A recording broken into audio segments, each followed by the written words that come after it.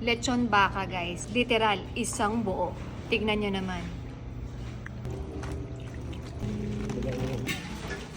Hi guys! Tara samahan niyo ako dito sa lechonan ng mga artista, politician at ng mga sikat na 5-star hotels na sa sobrang laki at bigat nagkakahalaga ng 55,000 pesos. Kaya naman kaya magpakain ng 200 persons para sa isang buong baka lang. Ito ang Java's Lechon Baboy at Baka na located lang sa may Aguinaldo Highway, Imus, Cavite. Nung last time nga ang mga na-feature natin yung mga lechon baboy nila, kaya this time naman yung lechon baka nila na first time ko lang makakakita. Sobrang tagal ko na nga naghahanap nito at finally nakakita na rin tayo. Ang baka nga daw ay 60 to 70 kilograms ang bigat at good for 150 to 200 persons na daw yan. Talagang pag big events daw like weddings, reunions. At ang kinagandahan nito guys, kapag ka-umorder kayo sa kanila ng lechon baka, may kasama na itong carving station, meaning meron na kayong taga-chop. At para ma-make sure din na mainit pa yung baka sa mismong event. Grabe no guys, para sa isang lechong baka, kailangan marami yung nagtutulong-tulong. Hindi rin kasi madali, lalo na sobrang bigat at ang laki ng baka. Tingnan nyo naman yan guys, yan yung mga laman ng baka, grabe. Sa malayo, pag tinignan mo parang ang liit lang niya at walang kalaman-laman. Pero grabe guys, pag nakita nyo to, sobrang daming laman niya. Tsaka ang difference pala nila ng lechon baboy, yung sa lechon baboy na balat, pwedeng kainin at crunchy. Yung sa lechon baka daw kasi medyo makunat, kaya yung iba ginagawa na lang daw sa sisig.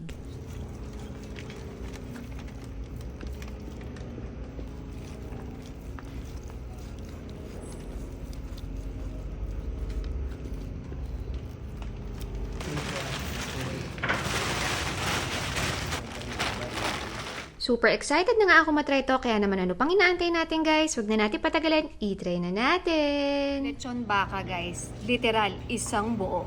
Tignan nyo naman.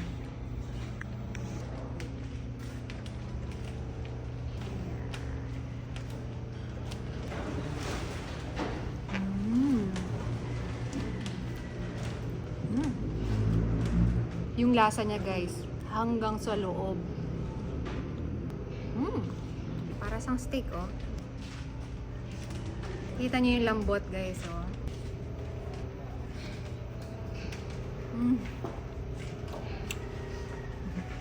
Grabe sa pagka-juicy. Ang lambot pa. At ang nakakatuwa pa dito, guys, first time ko lang makakita ng iniihaw ng baka. Hindi lang basta chinap eh. Isang buo yung inihaw. Kakaibang experience. Ganito ang itsura guys pag dineliver sa inyo. Hindi nyo na kailangan intindihin pa at problemahin dahil meron na kayong taga-chop at taga-asikaso sa inyo. Sila ang magpo-provide niyan at good for 3 hours. May pa-take home tayo. So yung lechon baka, magkaiba sila ng lechon baboy kasi yung lechon baka, nilalagyan ng timpla.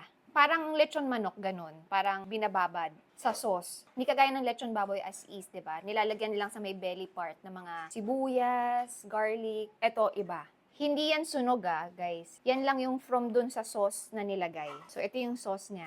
Yan. Pinapahid, nilalagay sa loob ng katawan. Imagine niyo ba naman, isang buong baka, 55,000 pesos. Perfect sa may mga events. Ito yung part na gusto ko eh. Yung parang kala nyo sunog. Nandyan yung pinakatamis niya. Yan, yung sauce. First time ko lang makakita ng isang buong baka ang iniihaw. Lambot.